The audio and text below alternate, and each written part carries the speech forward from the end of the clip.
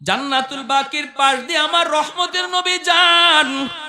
সাহাবায়ে কেরাম নবীর সাথে। হঠাৎ করে আল্লাহর নবী অন্তর্চুকি দেখতে পেলেন একটা যুবক কবরের ভিতরে আযাব ভোগ করতেছে, আগুনে পুড়তেছে, সাপের কামড় খাইতেছে, মা মা কয়া চিৎকার করে কাঁদতেছে। আল্লাহ নবীকে আল্লাহ পাক দেখায় দিছে, সাহাবীরা দেখে না। কবরের আযাব আছে, আল্লাহ মানুষকে দেখায় না। কেন দেখায় না? যদি মানুষকে আল্লাহ কবরের আযাব দেখাইতো তাহলে কবরের পাশ দিয়া কেউ সাহস করে যাইতো না। রাতের বেলা দূরের কথা, দিনের বেলাও কেউ কবরের পাশ দিয়া যাওয়ার সাহস করতো না। আল্লাহ নবী রহমতের নবী কয়, সাহাবীরা আমি দেখতেছি যুবকের আযাব, চলো আমি নবী তোমাদেরকে নিয়ে একটু মুনাজাত করি। আল্লাহ নবী মুনাজাত করলেন, মালিক তোমার কাছে হাত বাড়িয়ে দিছি গো আল্লাহ, দয়া করে তুমি যুবকের আযাব বন্ধ করো। আল্লাহ পাক রব্বুল আলামিন আযাব বন্ধ করে না। মায়ার নবী আবার হাত উঠাইছেন, সাহাবীরা আমিন আমিন বলেন। এবারও আযাব বন্ধ হয় না। নবী আবার হাত উঠাইছেন, তিনবার হাত উঠাইছেন, তখনও আযাব বন্ধ হয় না। এইবার নবী জানতে চাইলেন, মালিক আমি হাত উঠাইতে দেরি, কবুল হতে দেরি হয় না, আজকে কি হলো? আমার কি হাতের দাম তোমার কাছে কমে গেল নাকি? আল্লাহ তুমি একটু বলো। এই কথা বলতে আল্লাহ কয়, না বন্ধু, তোমার হাতের দাম কমে নাই বন্ধু। এই যুবকের মা এখনো দুনিয়ায় জীবিত, মার মনে ভীষণ কষ্ট। মা যতক্ষণ পর্যন্ত তারে মাফ না দিবে আমি আল্লাহ তুমি বন্ধুর দোয়াও কবুল করব না। আল্লাহ নবী সাহাবীদেরকে বলেন, দৌড়ায় তার মারে সালাম দাও। সাহাবীরা দৌড়ায় যায় তার মাকে সালাম দিলেন। মহিলা আসলো, আল্লাহ নবী কইতেছেন, মা গো কবরটা চিনুনি? মহিলা কয়, নবী গো চিনি, এটা আমার সন্তানের কবর। আল্লাহ নবী কয়, মা এই সন্তান বুঝি তোমার ভীষণ কষ্ট দিয়েছে, যার কারণে কবরের মধ্যে আযাব ভোগ করতেছে গো মা। চিৎকার করে করে আম্মা আম্মা করে ডাকতেছি। ও গো মা, সন্তানের পক্ষ থেকে আমি তোমার কাছে মাপ চাইতেছি, তারে মাফ করে দাও। এই সন্তান তো তোমারই। কত রাত সন্তানের মাথার পাশে দাঁড়ায় দাঁড়ায় রাত কাটাইছো, কত চোখের পানি জড়ায় ধরে আল্লাহর কাছে কাঁদছো সন্তানের সুস্থতার জন্য। এই সন্তানকে তুমি একটু মাফ করে দাও না, কবরের মধ্যে আযাব ভোগ করতেছি। আমি রহমতের নবী, কেমনে যাই, কেমনে চলে যাই তারে আযাবে রাইখা? আমি তো রহমতের নবী। হাত বাড়াইছি একবার না তিনবার, আল্লাহ আমার হাত ফিরায় দিছে। তুমি তার মাফ না করলে আল্লাহ আমার সুপারিশটাও কবুল করে না। এই কথা বলতেই মহিলার চোখ থেকে দর দর করে পানি ঝরা শুরু হয়ে গেল। মহিলায় কান্দে আর কই, নবী গো আমি এরে মাফ করবো না, আমি এরে মাফ করবো না। কেন গো নবী জানেননি? এখনো আমার পিঠে মাইরের দাগ আছে, আমার পিঠে এখনো তার আঘাতের দাগ আছে, মাইরের দাগ। না গো নবী আমি দের মাফ করবো না।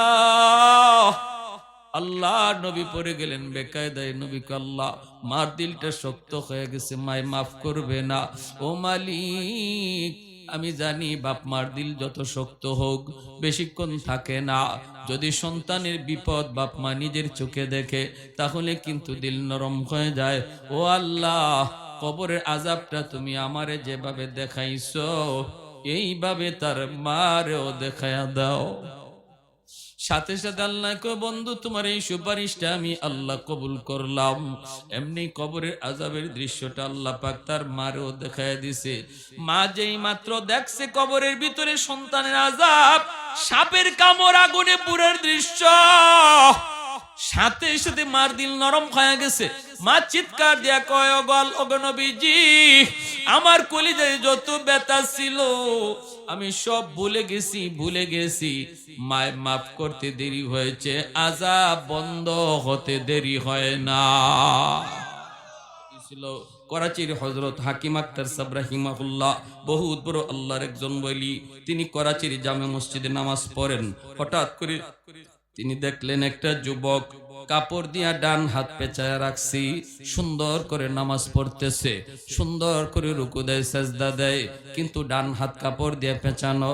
এই দৃশ্য দেখা আল্লাহর ওলি নামাজের পর যুবককে ডাক দিলেন, যুবক তোমার নামাজটা বড় সুন্দর, তোমার রুকুটা বড় সুন্দর, তোমার সেজদাটাও বড় সুন্দর, কিন্তু ডান হাত কাপড় দিয়া কেন পেঁচায় রাখছো? যুবক বলতেছে, ও আল্লাহর ওলি, সে এক পিছনের করুণ ইতিহাস। আমার হাতের মধ্যে পচন শুরু হয়েছে, দুর্গন্ধ বের হয়, এত গন্ধ, এত দুর্গন্ধ। কাপড় দিয়ে যদি পেঁচায় না রাখি, মসজিদের ভিতরে কেউ নামাজ পড়তে পারবে না, সবাই আমাকে মসজিদ থেকে বের করে দিবে, এজন্য কাপড় দিয়ে পেঁচায় রাখি। আল্লাহর ওলি বলেন, কেন, তুমি কি ডাক্তার দেখাও না? যুবক বলে, ডাক্তার দেখানো শেষ, ভারত পাকিস্তানের সব ডাক্তার দেখানো শেষ, কেউ আমার রোগ ধরতে পারে না, কেউ রোগ ধরতে পারে না, পারে না, পারে না। আল্লাহর ওলি কয়, তাহলে অন্য দেশের ডাক্তার দেখাও না কেন?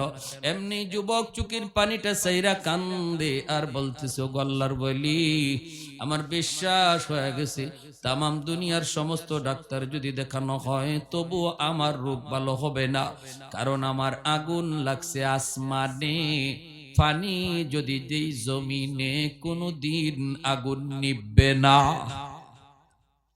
আগুন লাগছে শেরপুর, পানি দেই ফরিদপুর, কোনদিন আগুন নিভবে না। আমার অসুস্থতা হলো, আমার রোগ হলো আসমানে, চিকিৎসা চলছে জমিনে, কোনদিন আমার রোগ ভালো হবে না। আল্লাহর ওলি করাচির হযরত হাকিম আখতার সাহেব রাহিমাহুল্লাহ তিনি বলতেছেন, বাবা কি ঘটনা বলো। এই কথা বলতেই যুবক কান্না শুরু করে দিছে। যুবক বলতেছে, ও আল্লাহর ওলি, আমি আমার মায়ের গর্ভে একমাত্র সন্তান, জন্মের কিছুদিন পরে আব্বা মারা গেলেন, আমার নানা নানি মামা মামি আসছেন আমাকে অন্যত্র, আম্মাকে অন্যত্র নিয়ে বিয়ে দিয়া দিবে, কিন্তু মা কয়, না আব্বা আমি যাব না, আল্লাহ আমাকে একটা মানিক দিয়েছে, আমি আমার মানিকের চেহারা দেখে জীবন যৌবন কাটায় দেব, আমি আমার স্বামীর বাড়ি ছাড়ব না। আমার আম্মা আমাকে দেখা তার জীবন যৌবন কাটায় দিল, মানুষের বাড়িতে কাজকর্ম কইরা, আত্মীয় স্বজনের কাছ থেকে ধার আইনা আইনা আমার আম্মা আমাকে লেখাপড়া করাইল, আমি লেখাপড়া করলাম, আমি কলেজে গেলাম, ভার্সিটিতে গেলাম, সুন্দরী একটা মেয়ের সাথে আমার পরিচয় হয়ে গেল, এই সুন্দরী মেয়ের সাথে পরিচয় হইয়া এক পর্যায়ে বিয়ে করে ফেললাম, বিয়ে করে আমি বউনিয়া বাড়িতে চলে আসলাম। আমার মাকে আমি বিয়ের খবরটা পর্যন্ত দেই নাই, এরপর আমার মা তিনি রাগ করেন না, তিনি মান্না নিছেন, আর এতটুকু শুধু বলছেন, বাবা একটু কবর যদি দিতি তাহলে মা তো নিয়ে উঠায় নিয়ে আসতাম। ঠিক আছে বাবা, ভালোই করেছো, এই বইলে দুঃখিনী মা তিনি মাইনা নিছেন, কিন্তু আমার সুন্দরী শিক্ষিতা বউ আমার মাকে মা হিসাবে মেনে নিতে পারলো না। এমন আমাদের সংসার এমন আসেনি না নাই রে ভাই, আসেনি না নাই?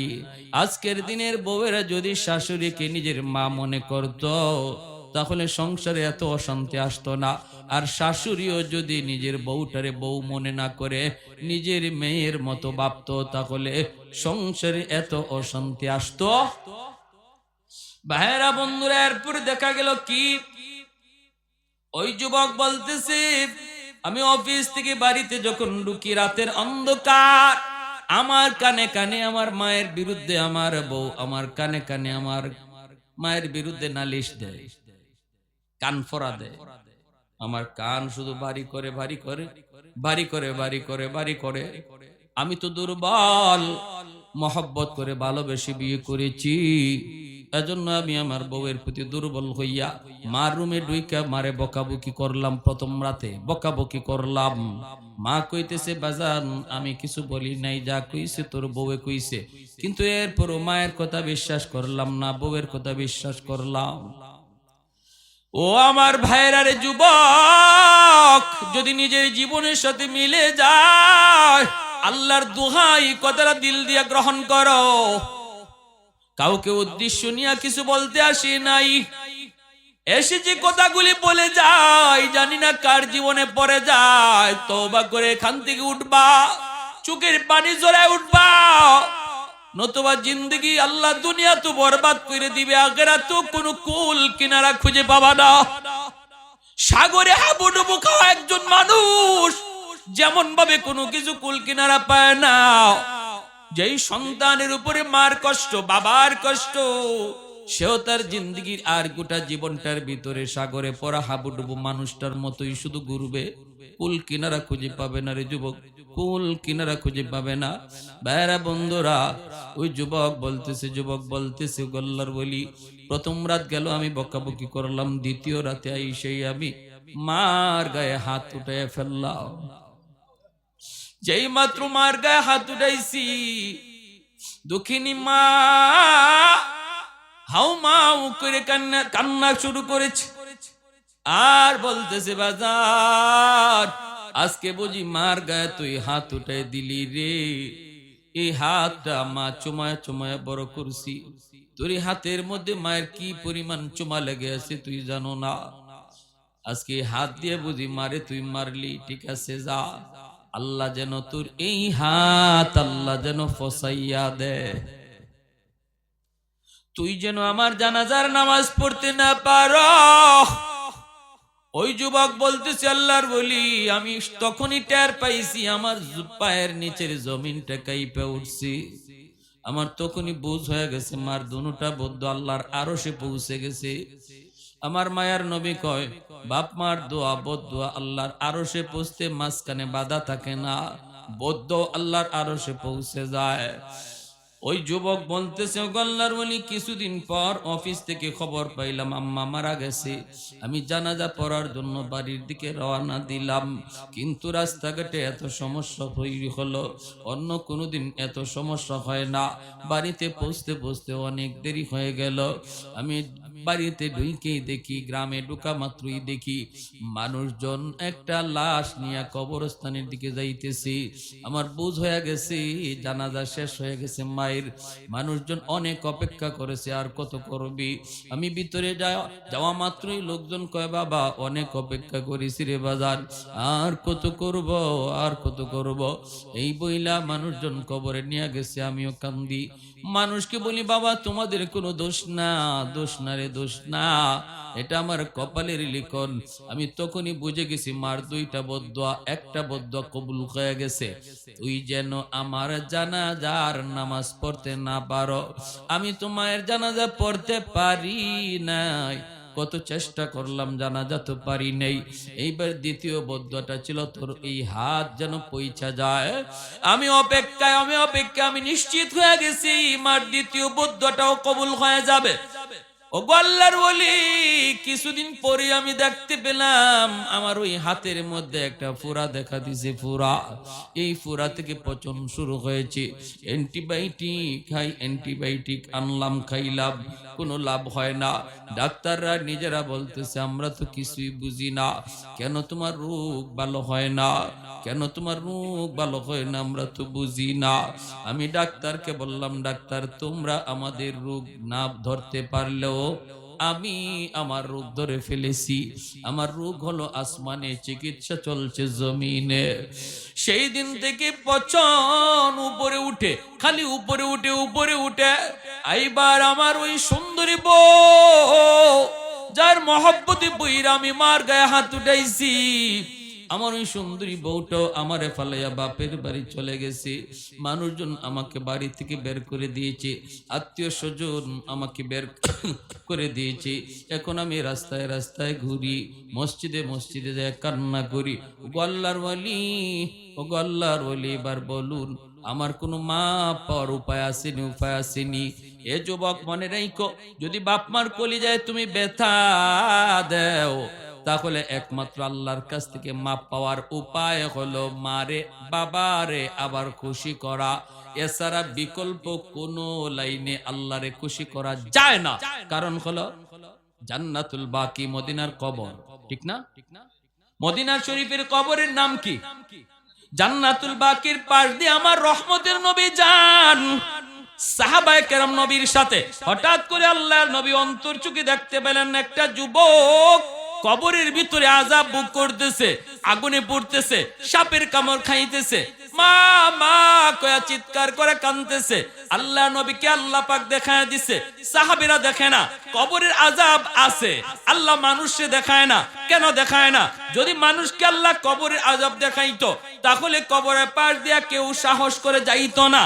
রাতের বেলা দূরের কথা, দিনের বেলাও কেউ কবরের পাশ দিয়া যাওয়ার সাহস করতো না।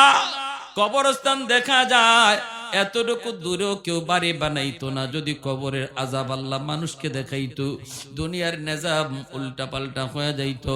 এজন্য মানুষকে আল্লাহ পাক কবরের আযাব দেখায় না। কিন্তু গরু ছাগল কবরের আযাব টের পায়।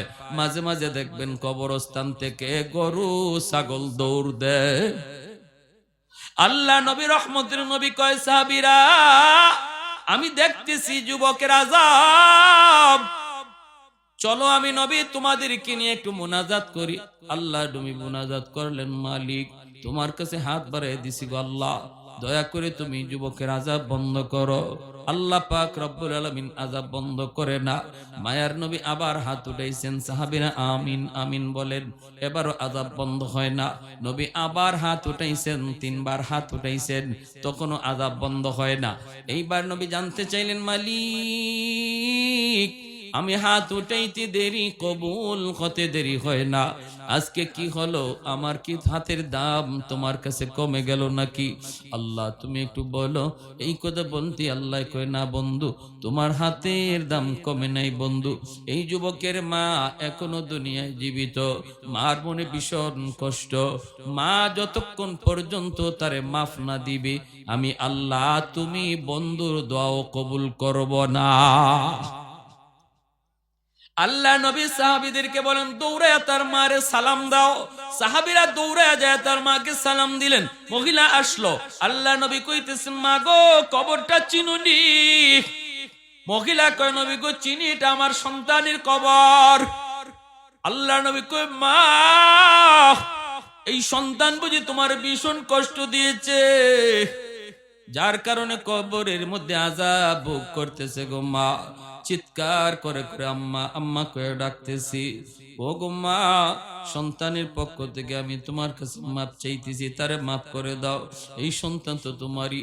কত রাত সন্তানের মাথার পাশে দাঁড়ায় দাঁড়ায় রাত কাটাইছো, কত চোখের পানি জড়ায় ধরে আল্লাহর কাছে কাঁদছো সন্তানের সুস্থতার জন্য। এই সন্তানকে তুমি একটু মাফ করে দাও না, কবরের মধ্যে আযাব ভোগ করতেছি। আমি রহমতের নবী, কেমনে যাই, কেমনে চলে যাই তারে আযাবে রাইখা? আমি তো রহমতের নবী। হাত বাড়াইছি একবার না তিনবার, আল্লাহ আমার হাত ফিরায় দিছে। তুমি তার মাফ না করলে আল্লাহ আমার সুপারিশটাও কবুল করে না। এই কথা বলতেই মহিলার চোখ থেকে দর দর করে পানি ঝরা শুরু হয়ে গেল। মহিলায় কান্দে আর কই, নবী গো আমি এরে মাফ করবো না, আমি এরে মাফ করবো না। কেন গো নবী জানেননি?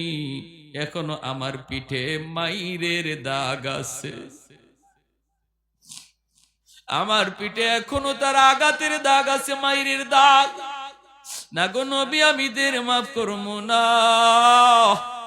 আল্লাহ নবী পড়ে গেলেন বেকায়দায়। নবী কে, আল্লাহ মার দিলটা শক্ত হয়ে গেছে, মায় মাফ করবে না। ও মালিক আমি জানি বাপ মার দিল যত শক্ত হোক বেশিক্ষণ থাকে না। যদি সন্তানের বিপদ বাপ মা নিজের চোখে দেখে তাহলে কিন্তু দিল নরম হয়ে যায়। ও আল্লাহ কবরের আযাবটা তুমি আমারে যেভাবে দেখাইছো এইভাবে তার মারেও দেখায়া দাও। সাথে সাথে আল্লাহ কয়, বন্ধু তোমার এই সুপারিশটা আমি আল্লাহ কবুল করলাম। এমনি কবরের আযাবের দৃশ্যটা আল্লাহ পাক তার মারেও দেখায় দিছে। মা যেই মাত্র দেখছে কবরের ভিতরে সন্তানের আযাব, সাপের কামড় আগুনে পুরের দৃশ্য, সাথে সাথে মার দিল নরম হয়ে গেছে। মা চিৎকার দিয়া কয়, ওগো নবীজি আমার কলিজায় যত ব্যথা ছিল আমি সব ভুলে গেছি। মায় মাফ করতে দেরি হয়েছে, আযাব বন্ধ হতে দেরি হয় না। তাহলে আপনারা বলুন, বাপ মারে কেউ যদি কষ্ট দেয়, এই কষ্ট দেওয়ার কারণে আল্লাহ নারাজ হয়ে রয়েছে। অতএব আল্লাহকে যদি রাজি করাইতে হয়, বাপ মারে খুশি না কইরা দুনিয়ার মানুষে খুশি করলো আল্লাহ রাজি হবে। আল্লাহর নবী কয়, শেষমেশ একখান হাদিস শুনেন, মান আসবাহা মুতিআন লিল্লাহি ফি ওয়ালিদাইহি। কোন সন্তান যদি রাতের বেলা মা আর বাবারে খুশি করে ঘুমায়, ভালো করে শুনেন আল্লাহর নবীর হাদিস, রাতের বেলা যদি কোন সন্তান বাপ মারে খুশি করে ঘুমায়, কিভাবে খুশি করবেন সেটা আপনার ইচ্ছা। আমি বলবো না এটা কেমনে, আপনি জানেন। পাশে বসে যদি মার সাথে একটু গল্প করেন, সন্তান তো মুখ ভরে আম্মা আব্বা কইয়া বেশি বেশি ডাক দিলেই বাপ মার দিল খুশি হয়ে যায়, ঠিক না? বাপ মারে খুশি করা পৃথিবীতে সবচেয়ে সহজ। শ্বশুর বাড়ির মানুষকে খুশি করতেও বোয়াল মাছ নিতে হয়, কিন্তু মারে আর বাবারে খুশি করতে আম্মা আব্বা মুখটা বইরা আম্মা আব্বা ডাক দিয়া দেখো, মার দিল খুশি হয়ে গেছে। আর আল্লাহ বলে, বান্দা যখনই তুই তোর মার দিল খুশি করবে, বাবার দিল খুশি করবে, আমি আরশের মালিক তোর উপরে খুশি হয়ে যাই। এটা আমার আরশ পর্যন্ত পৌঁছে যায়, আমি খুশি হয়ে যাই। রাতের বেলা যদি ঘুমানোর আগে তুমি এরকম খুশি করে ঘুমাইতে পারো, অথবা বাজার থেকে এখালি কমলা আনি, আম্মা আজকে কমলাটা তোমার জন্য আনছি, আব্বা আজকে খুব মিষ্টি কমলা পাইছি, আম্মা আব্বা তোমার জন্য আনছি, এই কথাটা কইয়া দেখো না বাবা কেমনে খুশি হয়, আমার সন্তান বাজারে গিয়ে আমার কথা ভুলছে না। রাতের বেলা যদি তুমি খুশি করে ঘুমাও, নবী বলেন সকাল হওয়া মাত্রই জান্নাতের দুইটা দরজা আল্লাহ তোমার জন্য খুলে দেয়। ওমান আসবাহা আসিয়ান লিল্লাহি ফি ওয়ালিদাইহি আসবাহা লাহু বাবান মাফতুহান মিনান নার। আর যদি রাতের বেলা কোনো সন্তান বাপ মারে আঘাত দিয়া ঘুমায়, আঘাত দিয়া ভালো করে জানে দিনের বেলা সে এমন ভাবে কথা কইছে যে কথার কারণে বাবার কলিজায় ব্যথা পাইছে, মায়ের কলিজায় ব্যথা পাইছে, মা ঘুমাইতে পারে না, সন্তানের এই কথা শুনে মার ঘুমে ধরে না, বাবার ঘুম আসে না, বুড়া বুড়ি বৃদ্ধা বৃদ্ধ বাবা আর মা তারা ঘুমাইতে গেলে একজন আরেকজনের সান্ত্বনা দেয়, কান্দো না, এখন তো তাদেরই সময়, আমাদের সময় শেষ, আর কয়দিন বা দুনিয়া বাঁচবো। এই বইলা স্বামী স্ত্রী রে চোখের পানি মুইসা দেয়, আর স্ত্রী স্বামীর চোখের পানি মুইসা দেয়। এইভাবে তুমি বাবারে মারে কান্দাইয়া যে ঘুমাইতে গেছো রে যুবক, আমার মায়ার নবী দয়ার নবী কয় তোর বাপ মা ঘুমায় না আর তুই বুঝি ঘুমাইতেছ, সকাল হওয়া মাত্রই জাহান্নামের দুইটা দরজা আল্লাহ খুলে দেয়। নাউজুবিল্লাহ। এই রাত যদি মরণ হয় নিশ্চিত জাহান্নামে, এই রাত যদি যুবকের মরণ হয় নিশ্চিত জাহান্নামে। হে 112 যদি হজ করে আয়, সারা জীবনও যদি হজ করে, এই নিশ্চিত জাহান্নামে। এই রাত্রে, যেই রাত্রে মারে কষ্ট দিয়ে ঘুমাইতেছে, আর যদি এই রাত তার মরণ হয়, এমন কোন আমল নাই তারে জাহান্নাম থেকে ফিরাইতে পারে। এজন্য নবী বলেছেন সালাসাতুন কদ হারামাল্লাহু আলাইহিমুল জান্নাহ, আদ-দাইয়ুস মুদমিনুল খামর ওয়াল আক ওয়াদ-দাইয়ুস আল্লাযী ইউকিরু ফি আহলিহিল কুবুর। তিন ব্যক্তির জন্য জাহান্নাম, জান্নাত হারাম। তিন ব্যক্তির জন্য জান্নাত হারাম, মদখুর, আরেক হলো বাপ মার অবাধ্য সন্তান, আরেক হলো দাইয়ুস। দাইয়ুস হলো ওই পুরুষকে বলে যেই পুরুষ ঘরের ভিতরে স্ত্রী অসামাজিক অনিসলামিক কাজ করতেছে, বেপরদায় চলতেছে, আল্লাহরে নারাজ করতেছে, সন্তানেও করতেছে, বউও করতেছে, তার অধীনস্থ মানুষগুলা আল্লাহর অবাধ্য পথে চলতেছে, বেপরদায় বাইরিতেছে, এরপরেও যে পুরুষে বাধা দেয় না, এই পুরুষ হইল পুরুষ দাইয়ুস। এই পুরুষ হইল পুরুষ দাইয়ুস। নবী বলে এই পুরুষ দাইয়ুসের জন্য জান্নাত হারাম। যে তার স্ত্রীরে বেপরদায় দেখকেও বাধা দেয় না, যে তার মেয়েটারে বেপরদায় দেখকেও বাধা দেয় না, যে তার বোনটারে বেপরদায় দেখকেও বাধা দেয় না, খারাপ কাজ চোখের সামনে হয়, এরপরে যেই পুরুষ বাধা দেয় না, তার অধীনস্থ লোক অন্যায় কাজ করতেছে, এরপরেও তাদেরকে শাসন করে না, আল্লাহ নবী কয় সে হলো পুরুষ দাইয়ুস, তার উপরে জান্নাত হারাম হয়ে যায়। নাউজুবিল্লাহ। অতএব আমার ভাইয়েরা, বন্ধুরা, এবার আসুন আমাদের বাপ মা যাদের দুনিয়ায় জীবিত, আমরা তাদেরকে আজ রাত খুশি করব। আর যাদের বাপ মা দুনিয়ায় নাই, আমরা কি করব?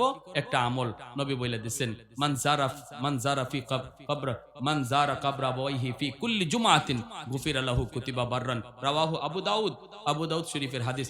জুম্মার দিন যদি কেউ মা বাবার কবর জিয়ারত করে, জুম্মার দিন যদি বাপ মার কবর জিয়ারত করে, তাহলে আল্লাহ পাক রব্বুল আলামিন দুনিয়ার যদি সে বাপ মারে কোনো কারণে ইচ্ছা অনিচ্ছা কষ্ট দিয়া থাকে, আল্লাহ তারে মাফ কইরা বাধ্য সন্তানের তালিকাভুক্ত বানায় দেয়।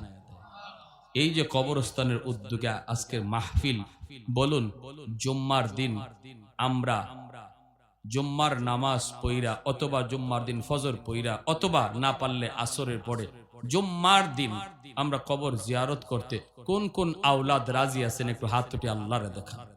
আল্লাহ তুমি প্রতিটা হাতকে কবুল করো, জোরে বলি আমিন।